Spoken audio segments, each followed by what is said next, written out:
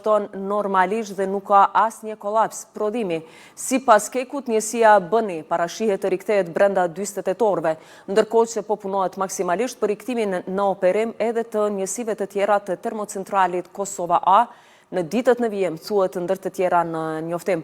Tutje theksohet se Keku është duke i angazhuar të gjitha kapacitetet për sanimin e situatës dhe riktimin e njësisë B1 në operim brenda afatit të parashikuar prej 48 orësh në varësi të shkallës së dëmtimeve të gypave që duhen zëvendësuar në Kaldaj.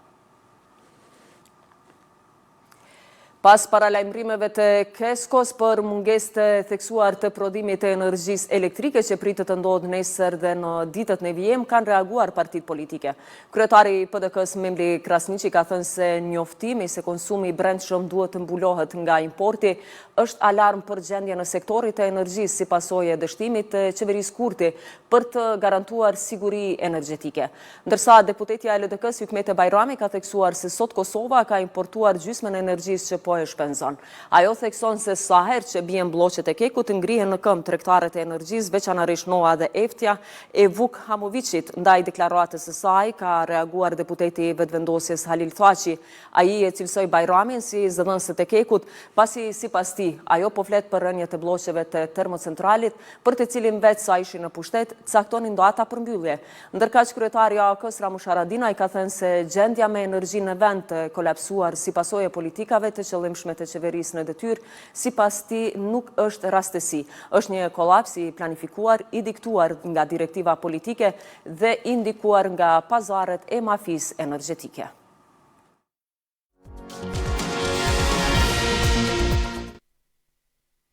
Do të vazhdojmë tutje me informacione tjera të ditës. Komisioni Evropian ja ka transferuar Serbisë mjetet e parafinancimit nga plani evropian i rritjes. Në këtë mënyrë, Kosova mbetet i vetmi shtet i rajonit që ende nuk ka përfituar nga kjo pako. Komisioni Evropian ka transferuar Serbisë mjetet e parafinancimit nga plani i rritjes evropiane. Në këtë mënyrë, Kosova mbetet i vetmi shtet i rajonit që ende nuk ka përfituar nga kjo pako. Pa konstituimin e parlamentit dhe formimin e qeverisë së re në vend, nuk mund të përmbyllen procedurat e domosdoshme që Kosova të nisë të përfitoj financiarisht nga ky plan. Përveç procesit reformues që vlen për secilin shtet të rajonit, Kosova dhe Serbia kanë edhe një kusht shtesë që i referohet qasjes konstruktive të palëve në dialog. Serbia kishte deponuar vitin e kaluar me shkrim pranë Komisionit Evropian konfirmimin se mbetet e përkushtuar ndaj marrëveshjes së Ohrit, diçka që e kishte kontestuar po ashtu me shkrim 2 vite më parë. Ky konfirmim ishte i domosdoshëm për të vërtetuar se Serbia në të vërtetë ka një qasje konstruktive ndaj procesit të normalizimit të marrëdhënieve me Kosovën. I njëjti vlerësim pozitiv vlen edhe për Kosovën. Edhe pse Serbia i kishte përfunduar më herët procedurat e nevojshme për të marrë mjetet nga plani i rritjes, pagesa e parë ishte shtyrë për shkak të problemeve të brendshme në këtë shtet.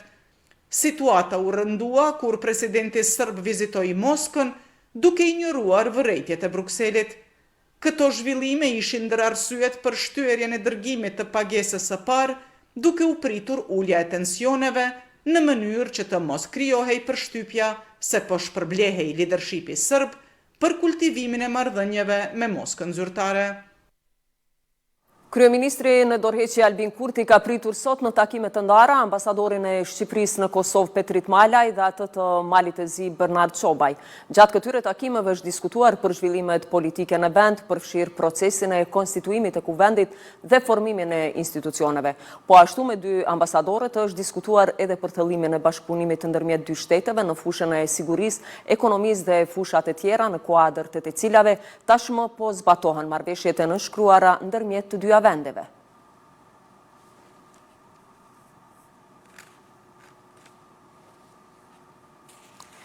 Në ditën botërore të refugjatëve, presidentja Vjosa Osmani ka deklaruar se refugjatët nuk janë numra, por histori mbijetese, force dhe shprese.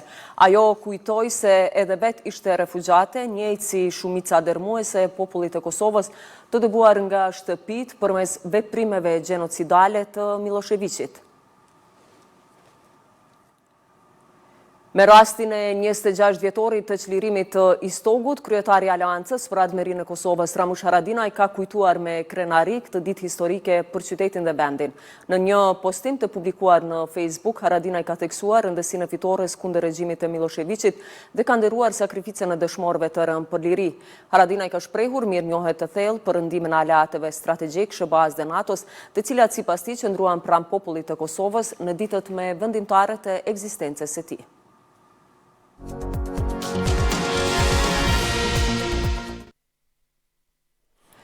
Naim Urseli, akuzuar për vrasjen e gruas së tij, Liridona Ademaj, prej një javë shtruar në klinikën e psikiatrisë. Lajmin e ka bërë të ditur drejtori i Institutit të Psikiatrisë Forenzike Shpend Haxhibeqiri, i cili tha se i akuzuari Urseli do të qëndrojë në institut derisa të bëhet ekzaminimi i plot i tij. Nga klinika e psikiatrisë, Urseli është dërguar në klinikën e neurologjisë për të kthyer sërish në Institutin e Psikiatrisë Forenzike. Mirlinda Gashi, udhëheqëse zyrës për media në gjykatën themelore në Prishtinë, ka konfirmuar për RTK Live se në fillim të këtij muaji trupi gjykues pati miratuar kërkesën e mbrojtjes së të akuzuarit Urseli për ekzaminim psikiatrik, ndërka që ngjarja e rënd u shënua me 29 nëntor 2023 në rrugën Dalip Alshiqi në Prishtinë.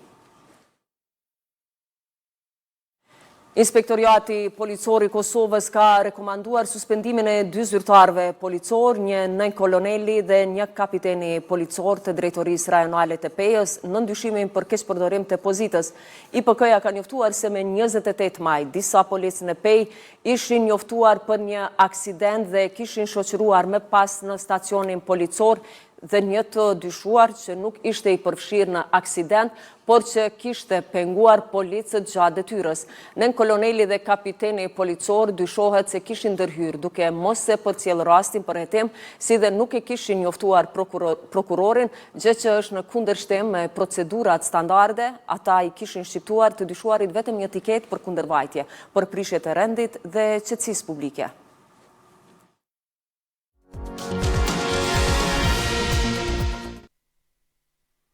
U kthehemi zhvillimeve politike, do të flasim pikërisht për tentativen e 35 që do të bëhet nesër për konstituim të kuvendit, ku të ftuar kemi deputetën e Partisë Demokratike të Kosovës, Eliza Hoxha. Zonja Hoxha, mirë se erdhe. Mirë se u gjejmë, Anita. Thash që do të flasim pikërisht për tentativen e 35 në fakt, për konstituimin e kuvendit. Nesër është paraparë që të mbahet seanca e radhës, seanca tani më të cilat po mbahen një ditë punë, një ditë jo, apo më mirë të themi çdo 48 orë. A mund të presim nesër ndonjë zhvillim? Është e vështirë të presim zhvillime ku nuk ka dialog dhe nuk ka një tentativë për të kriju hapësirë për thjesht të adresu ngërçim politik, sepse zgjidhja nuk është as teknike e as juridike, zgjidhja është puro politike. Dhe në mungesë të dialogut dhe të dëshirës për të folur dhe për të gjetur mënyrën ose për të krijuar tokën e përbashkët për të ecur procesi përpara, mendoj që nuk kemi se si të presim rezultat tjetër kur mjetet vazhdojnë të mbeten të njëjta. Të thënë drejtën, situata është goxha sfiduese për të gjithë neve aty, jo e mirë dhe jo e këndshme, nëse mund ta them kështu me fjalën më të butë, sepse duket si marrëzi në vete, është obligimi ynë në kuptimin kushtetues që t'i themelojmë institucionet, por në të njëjtën kohë edhe nuk është detyrim i secilit deputet që të votoj me diktat dhe të votoj diçka që dikush tenton për të 35 herë ta diktoj në kuvendin e Kosovës. Prandaj, kushtetuta jonë shumë mirë ka të reguluar çështjen se si proceset duhet të zhvillohen, e lilen subjektet e lira, ju jep mundësi, sikur që është rasti i subjektit që ka fituar më së shumti vota në zgjedhjet e fundit, ja jap mundësinë që të propozoj faktikisht kandidatin për kryetar apo kryetare të kuvendit, por me këtë përgjegjësi dhe me këtë mundësi natyrisht që vijnë edhe obligimet dhe detyrimet që i takojnë partisë që ka fituar më së shumti vota. Dhe kjo nuk bëhet pa dialogim nëse nuk i ke të gjitha votat vetë, nëse nuk e ke shumicën e thjesht vetë. Të abuzosh me procesin dhe të abuzosh edhe me me lirin që deputetët duhet ta kenë dhe e kanë të garantuar me kushtetut dhe me ligjet në fuqi që vota e tyre është e lirë dhe ata nuk mund të detyrohen, dhe më thonë, nuk mund të votojnë pa vullnetin e tyre as kënd dhe as gjë. Kjo është tentativ pastaj për një orientim tjetër të proceseve të shtetit që nuk qënë në kontekstet të mira dhe demokratike. Po shohim seancat, në fakt seancat themi ashtu 2-3 minutëshe deklarimet me akuza dhe kundër akuza. Marr parasysh gjithë situatën në të cilën jemi. Cili mendoni që duhet jetë roli opozitës për të dalë nga kjo krizë? Shikoni, ne aktualisht mund të themi që s'ka as rol pozit as opozit. Ka rol mandatar të partisë që ka fituar zgjedhjet me që ka propozuar kandidatën për kryetaret kuvendit t'i siguroj votat. Dhe unë mendoj që këtu çelësi është në dorën e Zotrit Kurti dhe në dorën e subjektit të lëvizjes dhe vendosje dhe po jap disa arsye pse. E para është që subjekti nisma është deklaruar që nëse ka një kandidat tjetër i jep votat, që është një derë për Zotrin Kurti.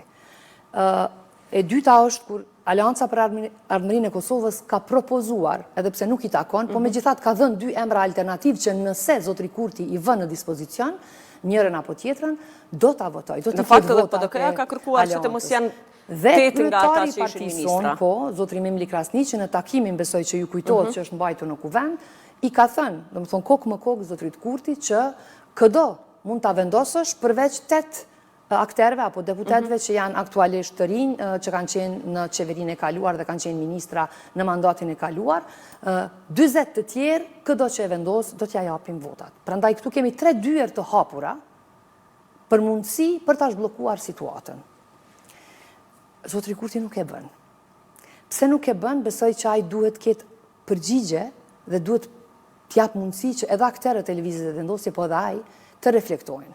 Sepse për mua qëndron një pyetje fare thjesht. Si ka mundësi që një kryeministër në detyrë ilegalisht dhe që ka fituar më së shumti mandate në zgjedhjet e fundit dhe që ka mundësi dhe i garantohet me kushtetut drejtimi i kuvendit dhe ta bëjë qeverinë, të dëshiroj të mbetet kryeministër në detyrë në mënyrë ilegale, sepse tani është deputet i betuar në kuvendin e Kosovës dhe nuk mund t'i ushtrojë të 2 postet, në vend se të shtyej procesin përpara, të zhbllokoj situatën, të krijojë institucionet dhe të jetë kryeministër me kompetenca të plota. Kjo është pyetja që duhet t'ia bëjmë secili prej nesh, domethënë Zotrit Kurti.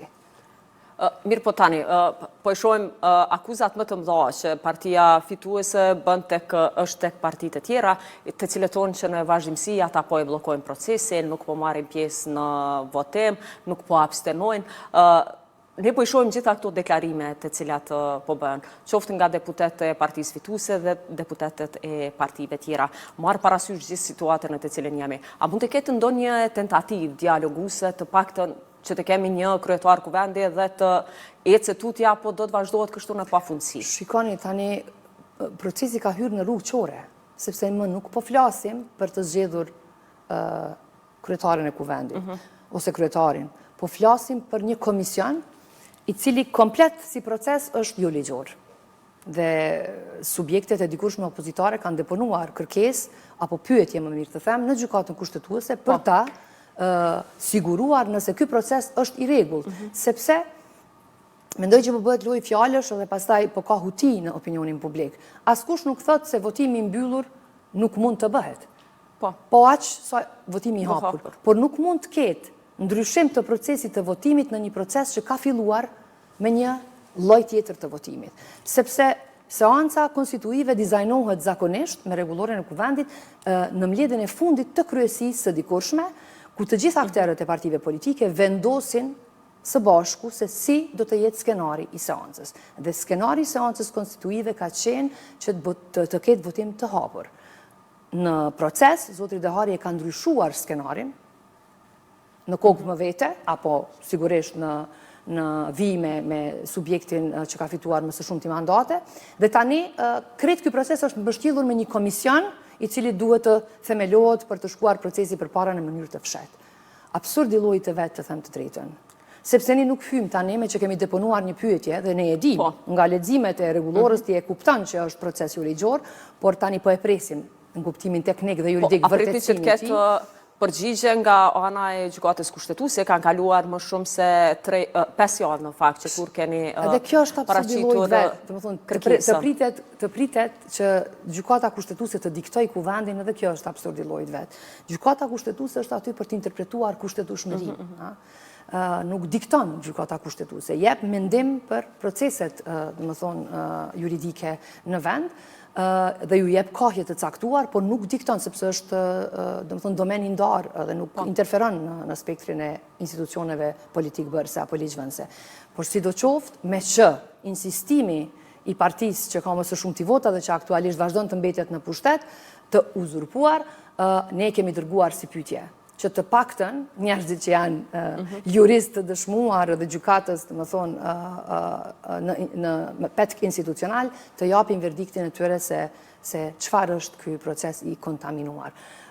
Përgjigja kryesore është përgjigja politike, është vullneti politik. Unë ju betohem që nëse zotëri Kurti nesër e ndron kandidatin, kushdo qoftë jetë kandidati që i përmenda disa mundësi dhe opcione që mund të jenë aty për të hapur derë, për të shtyr procesin përpara, do të kthehet procesin pikën 0 dhe do të flasim për një proces të ri dhe aty pastaj mund të ecim tutje.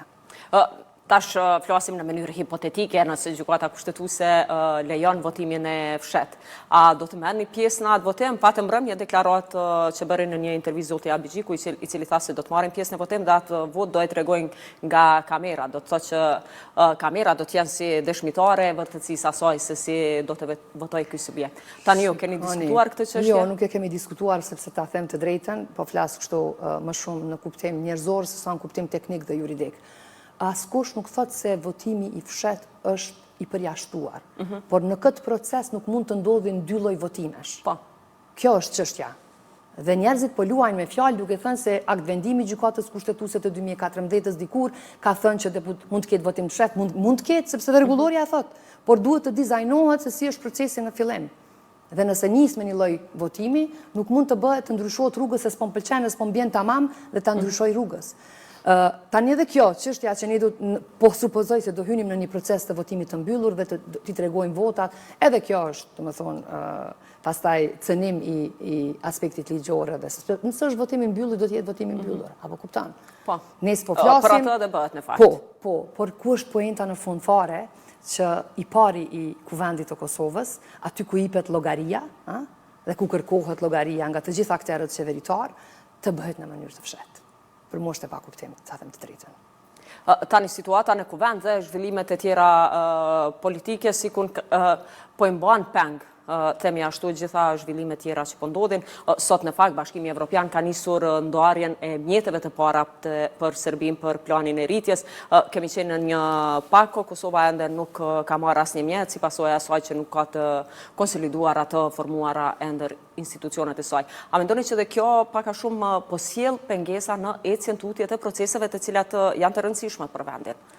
Normalisht, ndoshta ky moment i vështirë mund t'i bëj të gjithë njerëzit ta kuptojnë se sa e rëndësishme është pesha e kuvendit edhe rëndësia e këtij institucion, sepse është institucioni parësor i Kosovës. Ne jemi republikë parlamentare dhe të gjitha marrëveshjet ndërkombëtare ratifikohen në kuvendin e Kosovës, domethënë pavarësisht nga cili digaster mund vinë dhe të shqyrtohen dhe të miratohen në parem, ato vinë dhe validizohen në kuvendin e Kosovës.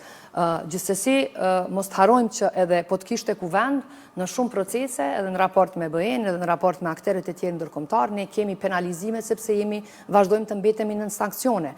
Veprimet e zotrit Kurti, edhe para zgjedhjeve që kemi pasur të rregullta, por edhe pas, domethënë në mos konstituimin e kuvendit dhe institucioneve të tjera qeveritare, thjesht e kanë penalizuar shtetin e Kosovës në secilin domen. Veprimet e fundit apo veprimi i sotëm, veprimet e fundit të liberalizimit të tregut në mënyrë të shpejtë dhe të pakoordinuar dhe të kushtimisht ta them të dhunshme, duke mos pasur proces gjithëpërfshirës me aktorët që preken direkt nga ai proces dhe veprimi dhe vendimi i sotëm që për 25 vite të Kosovës së sfiduar edhe në pas luft, edhe me shumë pengesa edhe mungesa, edhe pas pavarësisë, me ngritjet kapaciteteve në mënyrë kështu rapide, sot marrim një lajm i cili thotë se nuk do të ketë prodhim fare në kek. Ta thëmë të drejtën për mu, jo pse jam në kuvend, mund të dhe mos t'jem si qytetare e këtij vendit është absurdi më i madh dhe marria më e madhe që kam parë në Kosovën e pas luftës. Do të thonë ne të mos jemi në gjendje të kemi siguri energjetike në shekullin e 21, kur bota sot gjithë funksionin e proceseve edhe të mbrojtjes, edhe të zhvillimit, edhe të ekonomisë, po edhe të komunikimit e bazon, domethënë, në shkëmbimet energjetike, sepse është platformë e tillë, kjo është kur shteti është duke shkuar në kolaps. Ku vendi dhe shteti në përgjithësi të gjitha sektoret pa dallim.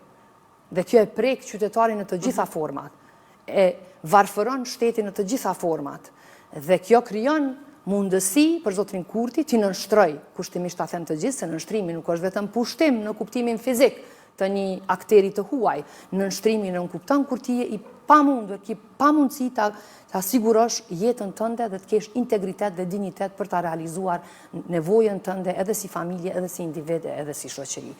Dhe kur e kthej prapa në retrospektiv, fillon edhe dekonstrukton fotografi, edhe kur lëvizjave vendosje ka qenë opozit, që në mënyrë sistematike ka penguar projektet zhvillimore që lidhen me sektorin e energjisë, sistematikisht, edhe Kosovën e re, Kosovën C, edhe kur ka hyrë në pushtet, e kujtojmë investitorin francez, i cili mori të drejtën për të nisur investimet në vushtri, dhe çka ndodhi ndërkohë nuk e kuptuam dhe u zhvendos në Maqedoni me kapacitet të dyfisht, sa kishte menduar të investojë në Kosovë. Në të njëjtën kohë në vitin 2021 besoj e kujtoni refuzimin e projektit amerikan të gazit, dhe pastaj edhe ajo që u shndrua në idenë që do t'i blejmë baterit, në fund rezultoi pa asnjë gjë, sepse procesi dhe projekti ndryshoi, u mbyll MCC-ja dhe ne mbetëm pa asnjë gjë. Dhe sot ku jemi? Problemi i Keskos, dhe Kekut, po. As nuk kemi kapacitete të reja, në idenë që të mund të gjenerojmë me BRE, dhe më thonë në platformat të cilat bazohen në energjinë e pastër, e as nuk kemi remontet të cilat janë të domosdoshme çdo vit të bëhen në fazat e caktuara, sidomos gjatë procesit të verës, dhe të bëhemi gati për stinët më të ftohta, sepse këtu ka diçka që nuk shkon. Këtu ka diçka që nuk shkon nëse ne shohim në retrospektiv aktivitetet sistematike në pengimin dhe e zhvillimit të sektorit të energjisë nga jashtë si opozit dhe nga brenda si qeveri.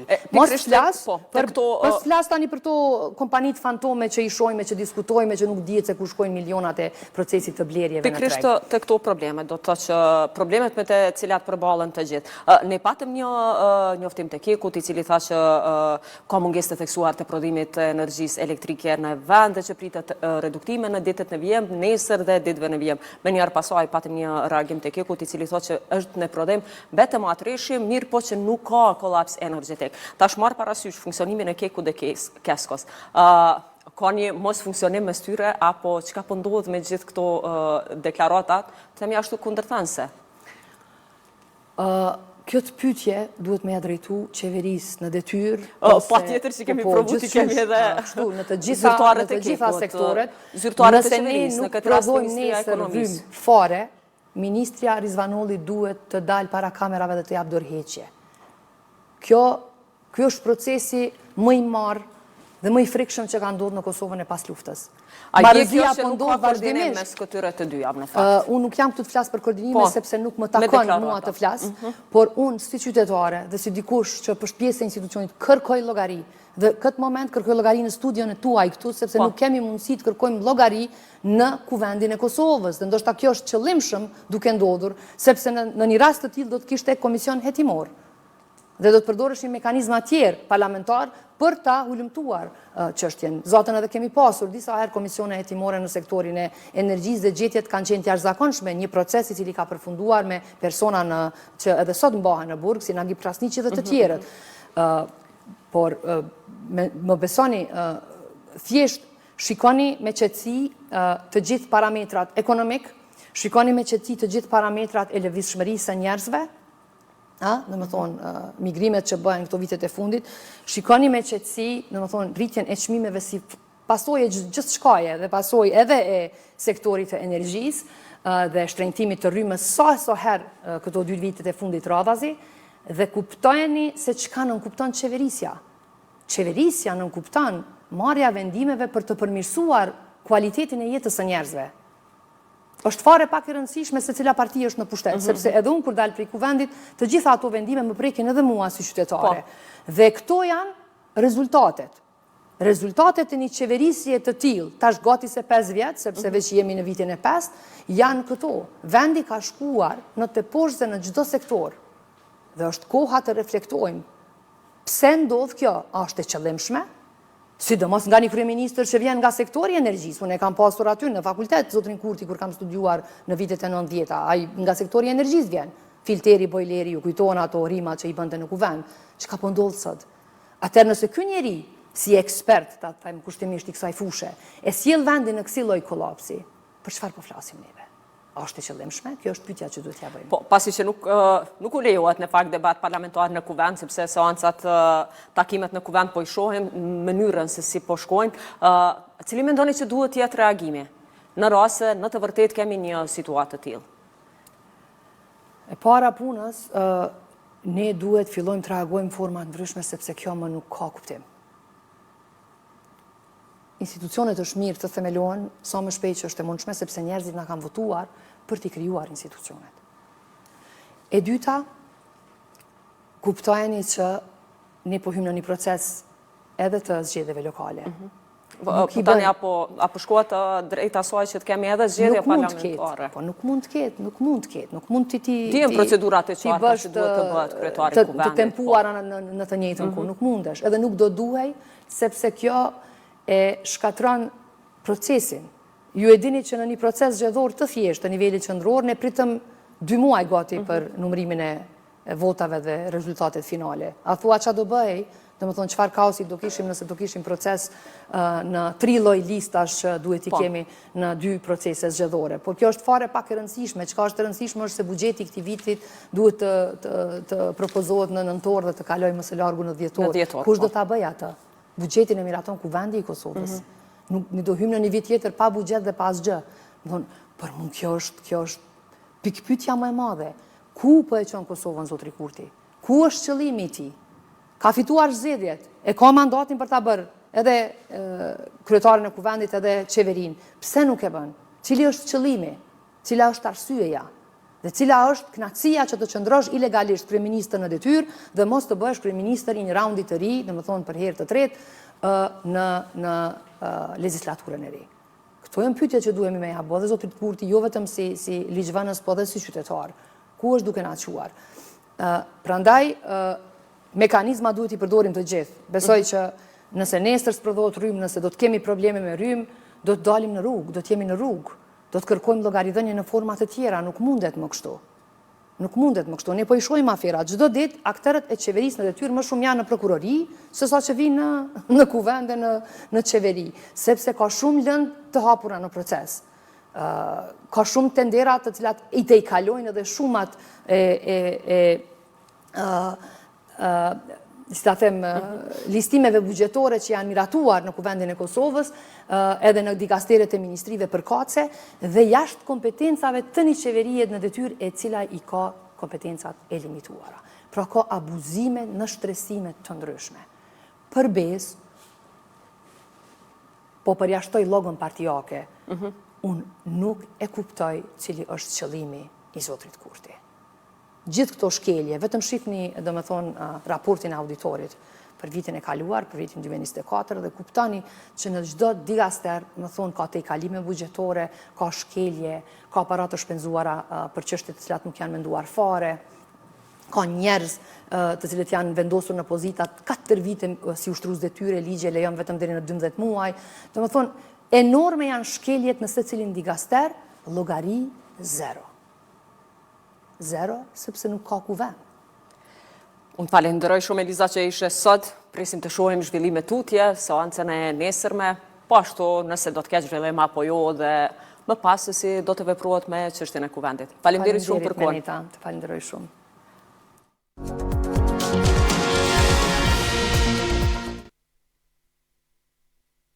Do të vazhdojmë tutje, magazinon Info Plus, Agjencia Menaxhimit Emergjent u ka bërë thirrje të gjithë qytetarëve të Kosovës që të tregojnë kujdes të shtuar gjatë stinës së verës, e cila karakterizohet me temperaturat e larta, dhe rrezik të shtuar për zjarre.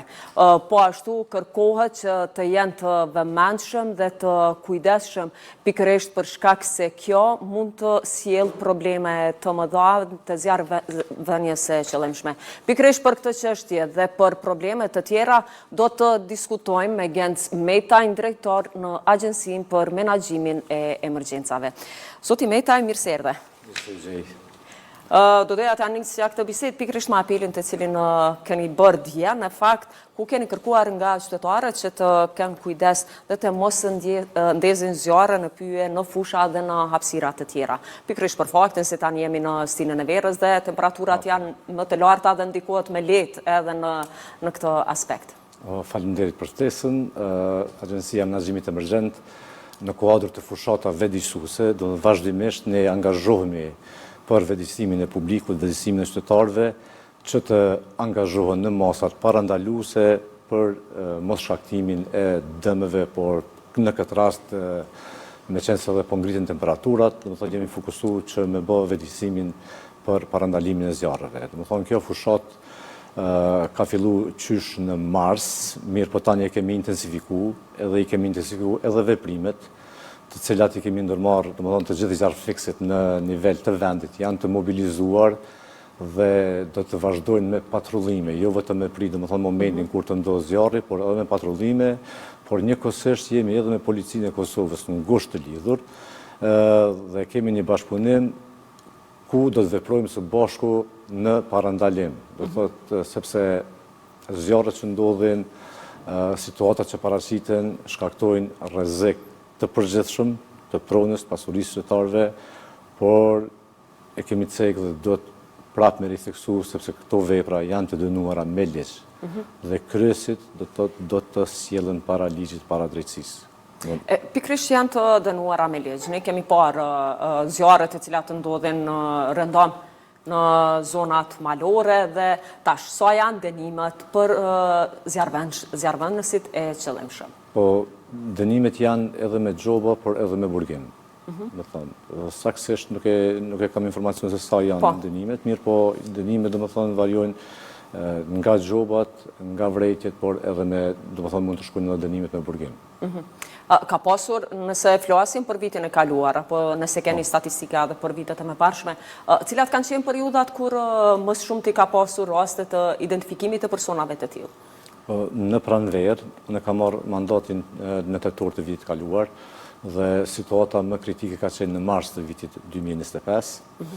Dhe më thonë, janë identifikuar disa persona të cilët kanë dhënë zjarrvënie të qëllimshme dhe informacionet i kemi dërguar në polici dhe policia pastaj i ka marrë rastet dhe i ka dërguar në procedurë qoftë me kallëzim penal, qoftë edhe me hetim. Kanë vazhdu me hetim. Do më thonë kanë qenë disa raste, do më thonë vjetra, mirë po presim që kë bashkëpunim dhe kë intensifikim i paraqitjes së rasteve të rritet, por njëkohësisht në këtë rast kërkoj edhe ndihmën e qytetarëve, sepse ka gjithmonë një hezitim, ku njerëzit edhe pse e dinë, domethënë, kush janë zjarrvënësit, nuk i tregojnë, domethënë, për arsye personale ose diçka tjetër, mirë po unë inkurajoj ndoshta edhe për arsye sigurie. Po, edhe për arsye sigurie, mirë po unë inkurajoj që edhe në mënyrë anonime, domethënë, kanë të drejtë që ti denoncojnë këto raste në mënyrë që vendi jonë të jetë më i sigurt, sepse vendi jonë është vend i vogël, edhe është vend i bukur, definitivisht me këto zjarre po dëmtohet prona, natyra, fauna, por edhe jeta qytetarëve. Sa është të vështirë menaxhimi i këtyre zjarreve? Kemi parë zjarre që ndodhin në male, në fusha, në bjeshk, mirë po tash marr parasysh kapacitetet e cilat i keni. Sa është të vështirë menaxhimi i tyre? Po, kapacitetet i kemi të mira të zjarrfikjes. Mirë po ndodh një situatë, kur intensifikohen këto zjarre në numër të madh dhe atëherë, domethënë, rrezikon edhe funksionalitetin edhe të njësive zjarrfikës dhe shpëtimit. Domethënë, nëse ju kujtohet, në mars vetëm për 3 ditë kemi pas 294 raste. Kështu që ka qenë numër jashtëzakonisht i madh, mirë po të gjithë duhet me qenë të vetëdijshëm dhe të kujdesshëm që mos më vë në rrezik edhe funksionalitetin edhe të njësive zjarrfikës dhe shpëtimit, pavarësisht vullnetit, pavarësisht domethënë punës profesionale që e bëjnë ata çdo ditë, sepse nuk janë vetëm zjarrfekës, ata janë edhe shpëtues. Do thotë merren edhe me trajtimin ose me intervenimin në raste të ndryshme, qoftë në shpëtimin e jetës së njerëzve në ujëra, qoftë nga aksidentet dhe e shumë raste tjera, do thotë gjithmonë janë të angazhuar për t'u dalë ndihmë qytetarëve, mirë po kur ka masovitet të zjarreve, atëherë domethënë vihet në rrezik edhe funksionaliteti i këtyre njësive pavarësisht vullnetit mirë. Kemi parë shumë herë që ka ndërhyrë edhe këforje pikërisht për shuarjen e zjarreve në lokacionet e caktuara. Tash nëse flasim se cilat janë lokacionet më të rrezikuara ose në bazë të statistikave që keni, cilat janë vendet ku më së shumti ka zjarre? Po, zakonisht verës kriza më e madhe paraqitet kur ka zjarre malore. Domethënë zona malet e Sharrit, malet e bjeshkëve të Nemna, sepse janë edhe më të thepisura dhe janë më të vështira për intervenim. Do thotë kur ka zjarre fushore, do thotë menaxhohen më lehtë, sepse intervenimi me automjete është më i lehtë. Ndërsa kur ka zjarre në malore, në malet të larta, atëherë edhe intervenimi i zjarrfekësve vështirësohet sepse duhet të shkojnë në këmbë me shpinore dhe nuk kemi ne ende helikopterë ose diçka për shurje nga zjarri. Dhe gjithmonë kur kemi situatat e tilla, ne e adresojmë përmes organeve, përmes qendrës situatave në qeverinë e Kosovës edhe kërkesën për intervenimin nga ajri, nga këfori, mirë po gjithmonë ka hezitim për shkak se derisa nuk rrezikohet drejt për drejt jeta ose prona e dikujt, domethënë nuk intervenojnë. Kështu që kjo është një mungesë, një hapësirë, një zbrastir që në të ardhmen jemi duke shiqur se si me plotsu. Jemi të e bëni studim që ndoshta edhe me zhvillimin e teknologjisë, qoftë me të dronëve për shurjen e zjarrit, por edhe pse jo Republika e Kosovës duhet të ketë kapacitetet ajrore. Sa do të jetë e mundur kjo? Është teksuar disa herë në fakt që duhet të ketë përdor sistemin ajror. Sa do të jetë e mundur nëse flasim për aspektin financiar të arrihet kjo? Po kjo është një program qeveritar që duhet të përfshihen qoftë ushtria, qoftë emergjencat mjekësore, qoftë edhe zjarrfekësit ose agjencia në këtë rast. Mirë po është e mundur, domethënë në të ardhmen besoj që duhet të kemi këto kapacitete.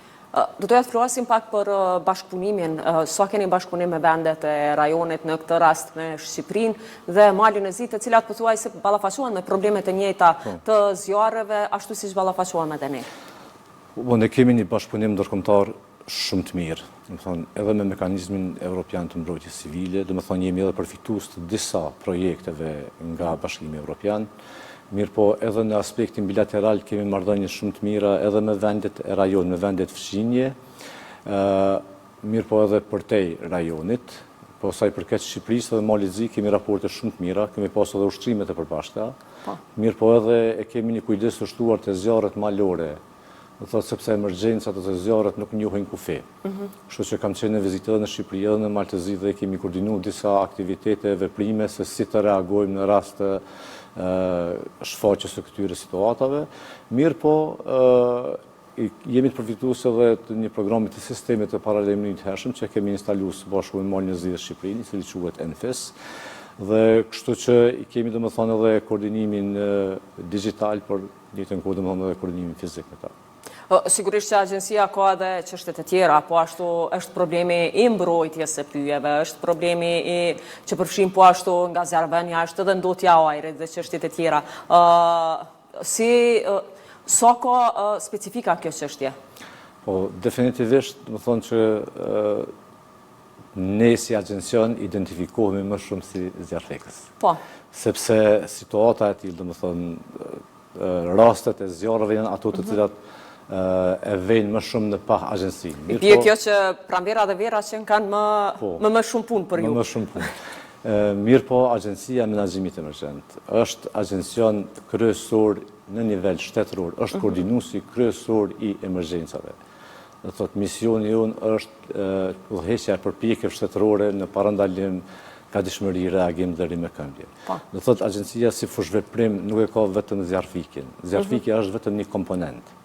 Do thotë ne jemi në mosat e parandalimit, ne merrim me vlerësimin e rrezikut, me zvoglimin e rrezikut, merrim me organizimin e ushtrimeve, me hartimin e programeve të ushtrimeve nivelit kombëtar, Gjithashtu jemi të përfshirë në rimëkëmbje në vlerësimin e dëmeve, do të thonë agjencia udhëheq komisionin shtetëror të formuar nga kryeministri.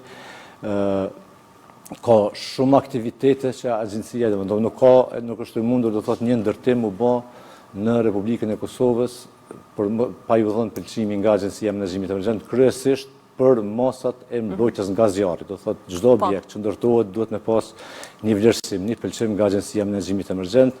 Por në të njëjtën kohë ne edhe bëjmë inspektime të rregullta dhe të jashtëzakonshme për aplikimin e normave teknike dhe mosat e mbrojtjes nga zjarri.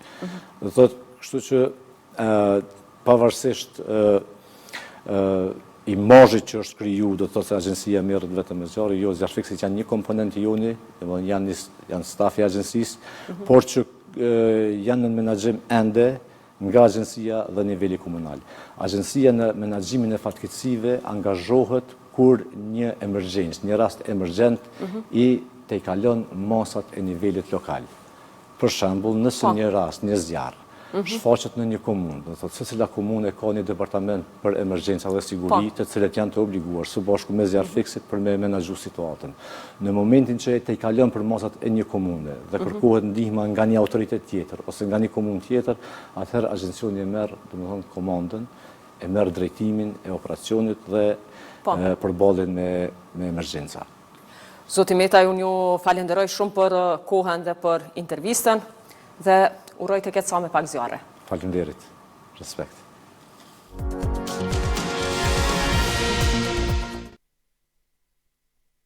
Në Düsseldorf të Gjermanisë, biznese kosovare gjermane u bën bashkë për të diskutuar në forumin ekonomik për bashkëpunimin mes bizneseve. Do të ndjekim një material të zgjeruar të përgatitur nga gazetarja Arbresha Berisha, e cila për 2 ditë ka përcjellur këtë forum. Me këtë material, ndërkaq po ashtu përmbylli magazinën Info Plus për sot për të takuar sërish bashkë të hënën.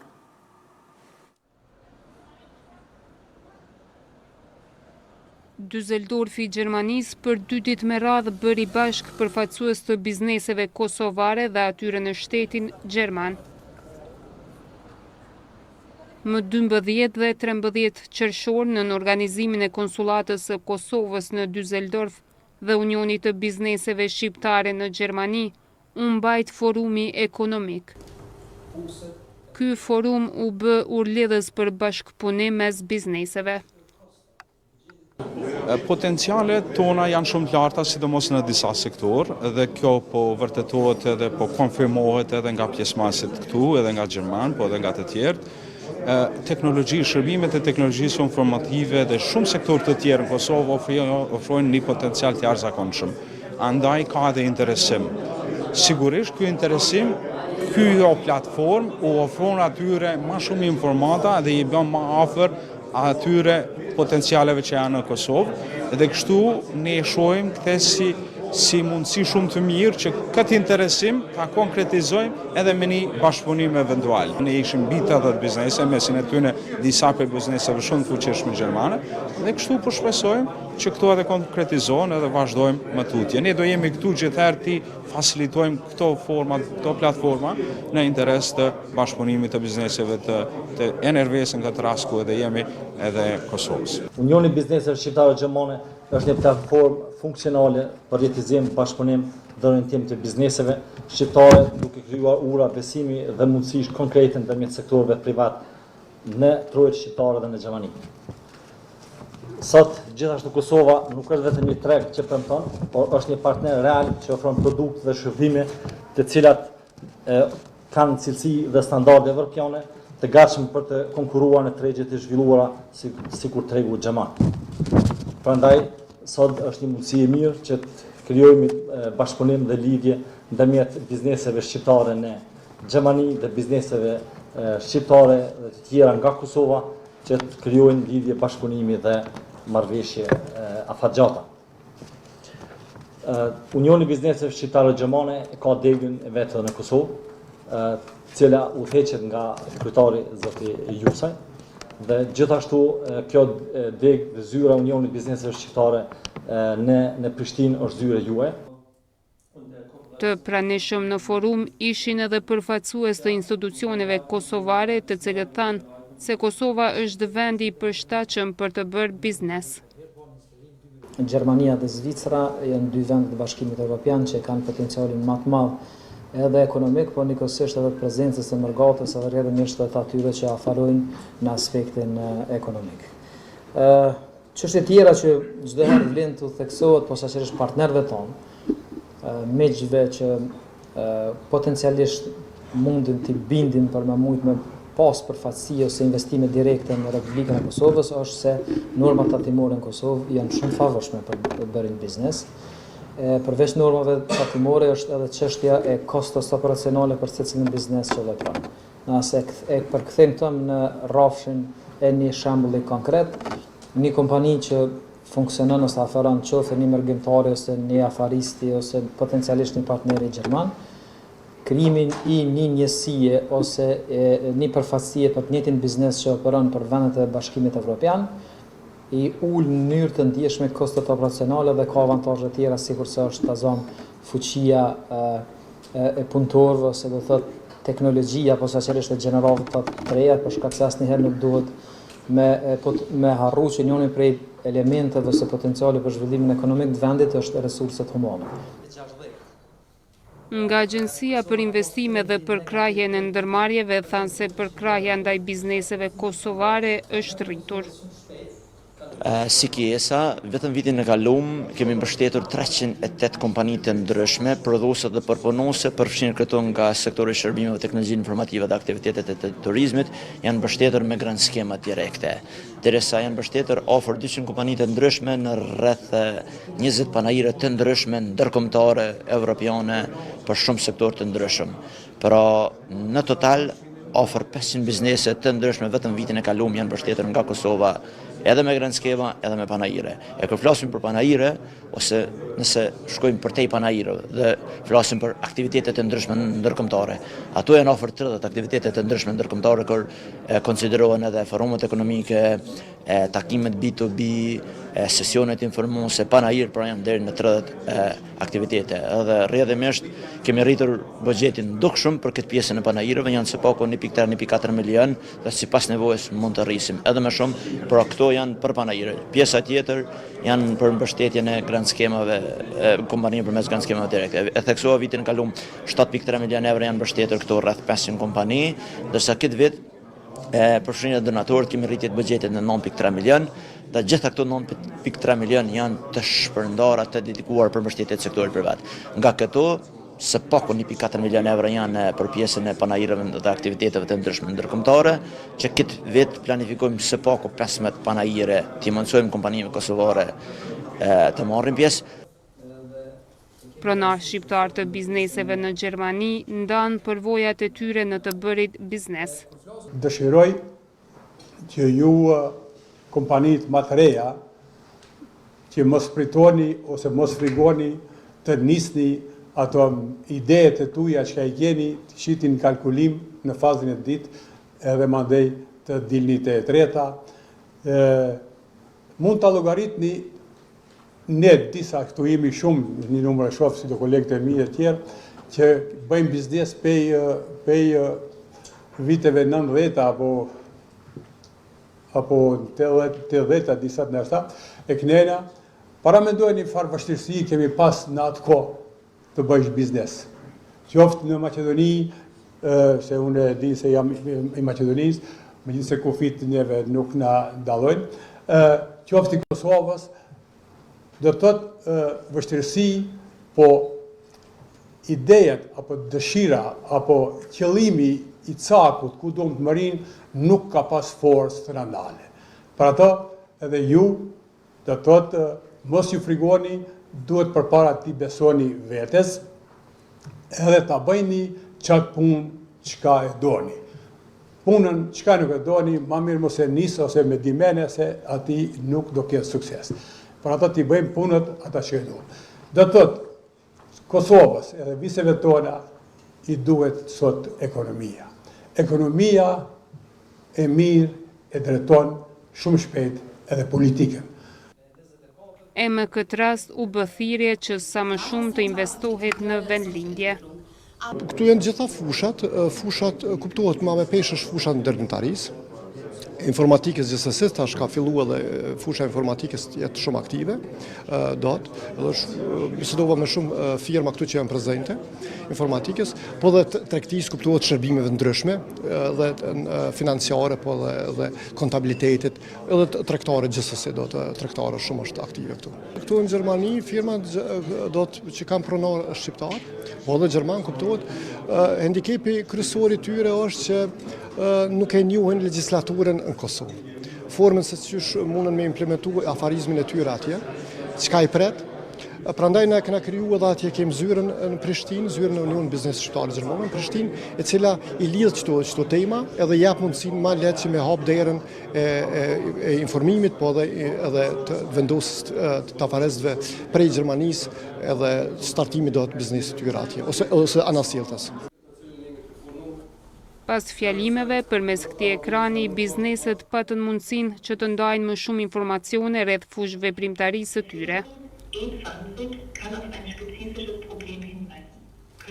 Nuk munguan as pyetjet e shakat, derisa bizneset shfrytzuan mundësinë që të ndajnë kontaktet me njëra tjetrën. Dita e dytë e forumit nisi me një energji pozitive. Kjo pasi përfaqësuesit e bizneseve patën mundësi të mbajnë takime bilaterale e të flasin më shumë për thellim të bashkëpunimit. Pjesë e këtij forumi ishte edhe Erblin Lekaj, i cili jeton në Gjermani. Ai tregoi se pas 27 viteve në shtetin gjerman ka vendosur të kthehet në Kosovë. Unë jetoj në Gjermani dhe në firmëtaria jonë është të krijojmë vegla pune për sektorin e ndërtimtarisë. Si fëmijë kam marrë në Gjermani në moshën 12 vjeçare, edhe tani prej kushtit mendoj me u kthy në Kosovë. Arsyeja është është çështja e punës, edhe unë edhe gruaja punojmë në Kosovë të dytë, edhe jemi të regjistruar dhe punojmë në Gjermani. Fëmijët i kemi këtu mendoj punojmë jo, po jetojmë në Gjermani. Fëmijët i kemi këtu në shkollë dhe jemi shumë të kufizuar me kohën me fëmijë, kështu që kemi vendosur me u kthy atje edhe me ta, që me kalu kohë më shumë edhe me qenë Kosovë, mas edhe punën e kem atje. Në këtë organizim nuk munguan as prodhimet vendore, sidomos verërat. Të pranishmit patën mundësinë të shijojnë verën e prodhuar nga një biznes në Rahovec, i cili është në kërkim të bashkëpunëtorëve që produktet t'i eksportojë edhe jashtë vendit. Është një kompani e cila mirret me përpunimin e rushit, prodhimin e verës, pijeve alkoolike, rakis edhe pijeve tjera. Edhe këtu kemi ardhur me ftesën normal të qeverisë, respektivisht të Ministrisë të Punëve të Jashtme.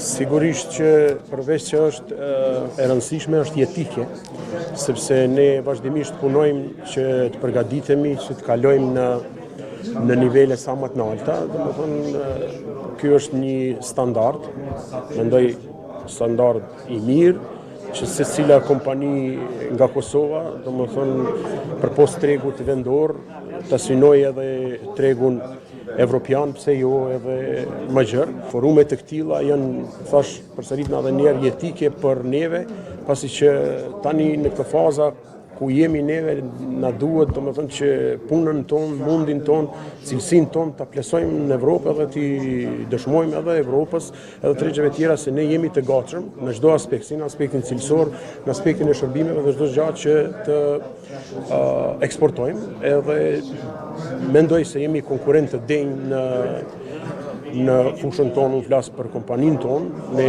bëjmë punë të madhe, domethënë jemi serioz dhe punojmë shumë seriozisht. Ju e dini që Rahoveci, domethënë me shekuj kultivon rush shumë cilësor. Përfaqësuesit e bizneseve ndan kontaktet me njëri tjetrin në mënyrë që në të ardhmen të bashkëpunojnë. Vetë fakti që tash në Kosovë e dini që sektori energjisë ripërtishme është në rritje, tash e dini që Kosova ka kalu në tregun e lirë energjetik dhe kompanitë e mëdha kanë shumë nevojë për panelet fotovoltaik dhe tash ne jemi për momentin me 30 punëtorë, por nuk i di deri në fund vitit se sa punëtorë mund të kemi shtesë, sepse kemi jashtëzakonisht kërkesa shumë të mëdha. Ne ishim duke biseduar me një kompani gjermane këtu kur kishin një studie në Ferizaj, që nga Ferizaj po i projektojshin projektet e tyre në Gjermani dhe e kishin një projekt të tillë ku s'po përmeni emrin sepse ndoshta mund të jetë konfidenciale, ku një stacion i autobusave do të bëhet komplet stacioni me panele fotovoltaik dhe do të ketë ai stacioni i autobusave edhe chargjerat ku autobusat duhet të marrin energjinë nga paneli fotovoltaik dhe ndoshta mund të jetë një pikë nisje e këtij takimi që ne mund të projektojmë për atë kompani pjesën e sektorit e energjisë ripërteshme. Nga konsulata e përgjithshme e Kosovës në Düsseldorf u zotuan se do të angazhohen rreth organizimeve tjera të këtij lloji. Kjo me qëllim që bizneset shqiptare të thellojnë bashkëpunimin.